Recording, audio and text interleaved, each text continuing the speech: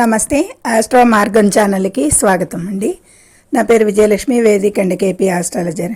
ఈ వీడియోలో 2026 సంవత్సరం మార్చి 15 నుండి 31వ తేదీ వరకు పక్షమాస ఫలితాలు, గోచార ఫలితాలు కన్యారాశి వారికి ఈ వీడియోలో.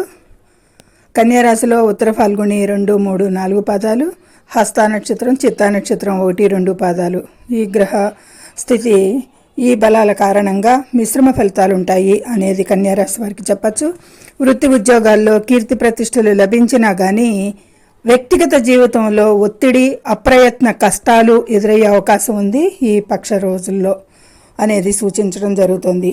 కన్యారాశి 15 నుండి 31 మార్చి వరకు ఉద్యోగంలో 10వ ఇంట గురువు సంచారం వల్ల కార్యాలయంలో మీ పనికి గుర్తింపు అయితే లభిస్తుంది. పై అధికారుల సపోర్ట్ కూడా ఉంటుంది. అయితే 19వ తేదీ తర్వాత కొన్ని పనుల్లో జాప్యం లేదా ఆటంకాలు ఎదురవ్వచ్చు. కొత్త ఉద్యోగ ప్రయత్నాలు ఫలించే అవకాశాలు అయితే ఉన్నాయి. ఇది ఉద్యోగస్తులకి సమాచారం. ఆర్థిక స్థితి అయితే కనుక ఫైనాన్షియల్గా ఆకస్మిక ధన లాభాలుకి అవకాశం ఉంది. గోచారంలో స్త్రీల ద్వారా ఆర్థిక ప్రయోజనాలు ఎక్కువగా పొందేది కనిపిస్తుంది. పెట్టుబడులు పెట్టేటప్పుడు కూడా ఆలోచించి నిర్ణయం తీసుకోవాలి, తొందరపడకూడదు. 19వ తేదీ తర్వాత ఖర్చులు పెరిగే అవకాశం ఉంది ఉగాది తర్వాత.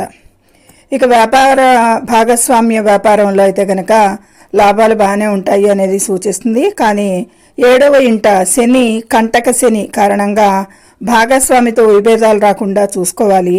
వ్యాపార విస్తరణకు ప్రణాళికలు అయితే ప్లాన్ చేస్తారు అనేది సూచిస్తుంది. ఇక విద్యార్థులకి, పోటీ పరీక్షలకు సిద్ధమయ్యే వారికి రాహువు 6వ ఇంట ఉండటం వల్ల గొప్ప విజయాలు లభిస్తాయి, ఏకాగ్రత పెరుగుతుంది అనేది కూడా సూచిస్తుంది.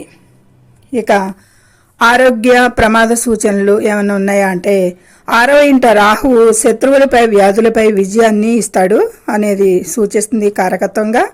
అయితే 19వ తేదీ తర్వాత కొద్దిపాటి మానసిక ఒత్తిడి, తలనొప్పి, జీర్ణ సంబంధిత సమస్యలు ఆరోగ్యపరంగా రావచ్చు. ఇక వాహనాలు నడిపేటప్పుడైతే చాలా జాగ్రత్తగా ఉండాలి. ఆకస్మిక ప్రయాణాలు లేదా చిన్నపాటి ప్రమాదాలకి అవకాశం ఉంది ఈ కన్యారాశి వారికి ఈ 15 నుంచి 31 లోపు. ఇక కుటుంబంలో లేదా భాగస్వామితో చిన్నపాటి ఘర్షణలు, అపార్థాలకు అయితే అవకాశం ఉంది. నిగ్రహంతో వ్యవహరించడం అవసరం ఈ కన్యారాశి వారికి. స్త్రీలతో మాట్లాడేటప్పుడు ముఖ్యంగా సంయమనం పాటించాలి వీరు అనేది సూచించడం. ఇక పరిహారాలకు వస్తే కనుక బుధవారం విష్ణు సహస్రనామాలు, లక్ష్మీనారాయణ ఆరాధన మంచి శ్రేష్టం అని చెప్పచ్చు సార్.